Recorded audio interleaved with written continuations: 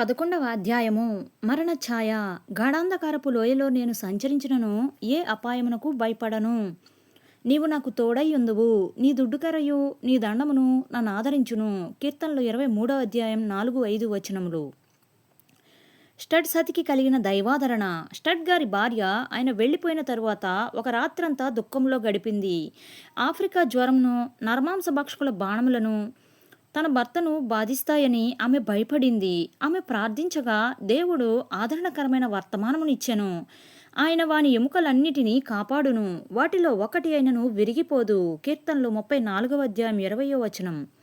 దైవ సన్నిధిని మరికొన్ని వాగ్దానములను పొంది ధైర్యపరచబడింది. ఆయన ఓడలో ఉన్నప్పుడు పడుచువాడొకడు ఆయనను చూసి, ఏమి 52 సంవత్సరాల వయస్సు కలిగియు భార్యాబిడ్డలను వదిలి ఆఫ్రికాకు పోవుచున్నారు, ఎంత త్యాగము అని పలుకగా, స్టడ్, యేసుక్రీస్తు నా కొరకై పరమును విడిచి ఇహమునకు వచ్చి చనిపోయినప్పుడు ఆయన కొరకు నేను చేసే త్యాగము అందులో ఎన్నవ్వంతు అని జవాబిచ్చెను. బక్స్టన్. ఆల్ఫ్రెడ్ బక్స్టన్ అనే ఇంగ్లీష్ యువకుడు ఒకడు స్టడ్తో కలిసి పనిచేయటానికి సమ్మతించగా వారిద్దరూ కెన్యా, యుగాండా అనే ప్రాంతాలలో సంచారం చేశారు. వారు ఆ అడవులలో తిరిగినప్పుడు బక్స్టన్ జ్వరంతో కొంతకాలం బాధపడెను. కాంగో ప్రాంతంలో ప్రయాణం చేయగోరినప్పుడు బక్స్టన్ బంధువులు అతడింకను 21 సంవత్సరాల లేత వయస్కుడనియు కాంగో ప్రాంతంలో ప్రయాణము అతనికి తగదనియు నివారించుచు కేబుల్ పంపారు. కష్టముల యందును శ్రమల యందును మానవ మాతృలతో సంప్రదించకుండుటకు ఒప్పందం చేసుకొనిన వీరిద్దరు స్నేహితులు ప్రభువుచే నడిపించబడి ముందునకే సాగిపోయారు.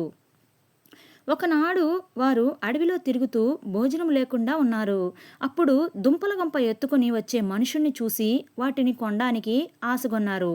కానీ సొమ్ము లేదు.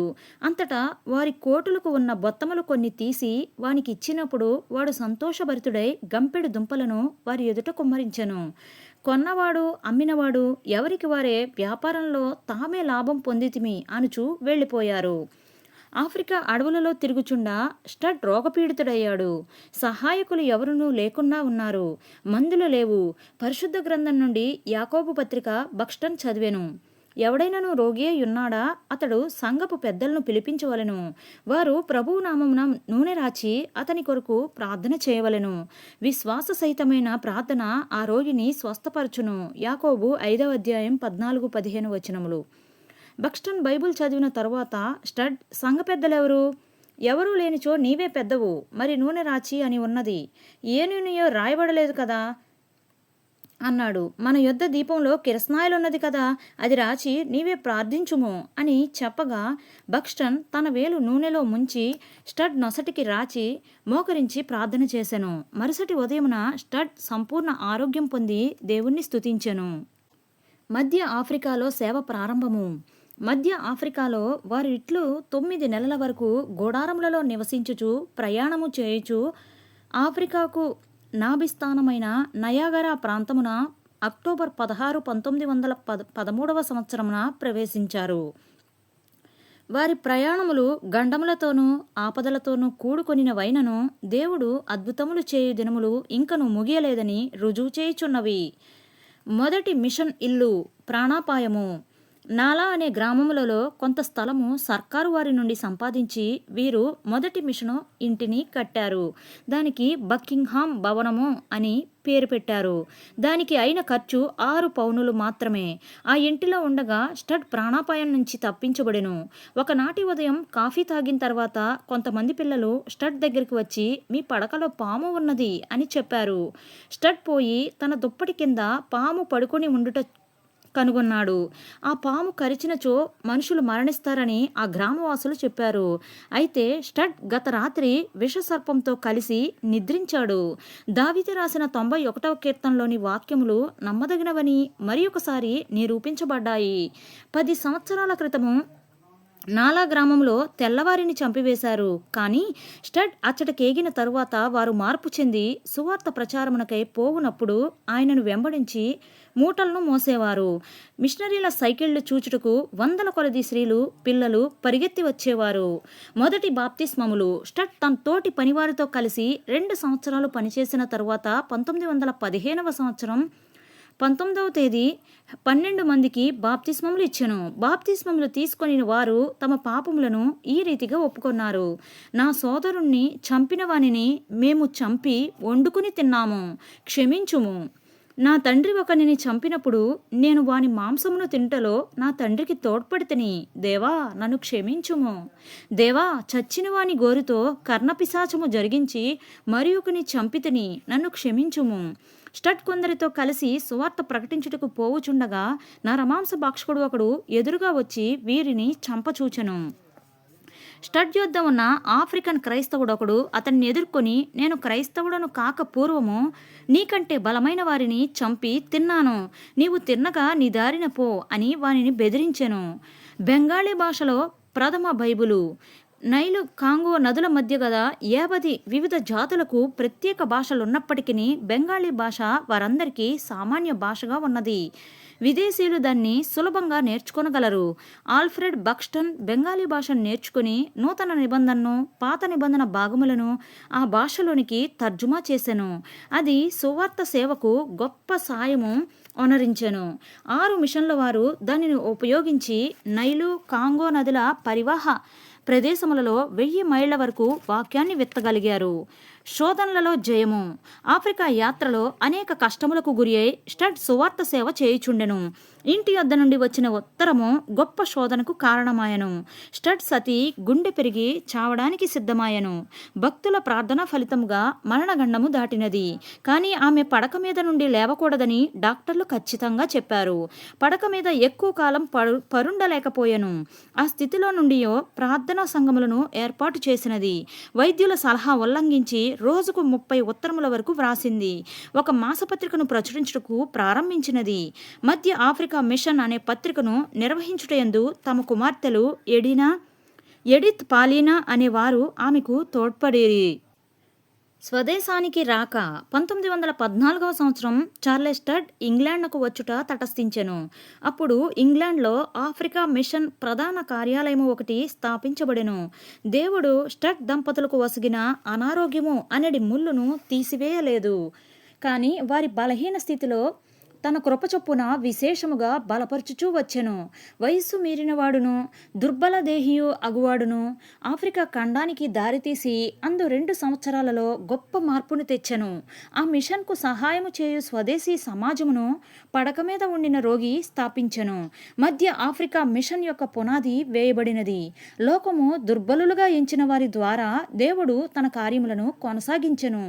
దేవుని కార్యములు నెరవేరుటకు కావలసినది విద్య కాదు, శక్తి సామర్థ్యములు కాదు, పడుచుతనము కాదు, బలము కాదు, కానీ విశ్వాసం ఒక్కటియే.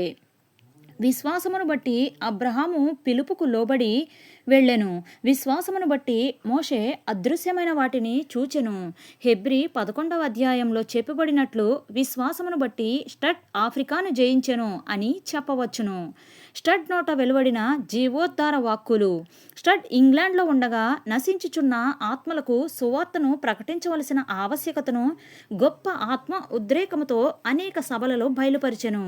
అనేక పర్యాయములు మలేరియా జ్వరంతో పీడించబడుచునే ప్రసంగ వేదిక ఎక్కేవాడు. ప్రపంచంలో 120 కోట్ల మంది ఇంకను క్రీస్తును ఎరుగక నశించుచుండా ఆంగ్లేయులు, నేను నా ఎద్దులను పరీక్షింప వెళ్ళుచున్నాను, నన్ను క్షమించవలనని వేడుకొనుచున్నాను. మత్తయి సువార్త 14వ అధ్యాయం 19వ వచనం అను వారి వలనే ఉన్నారు.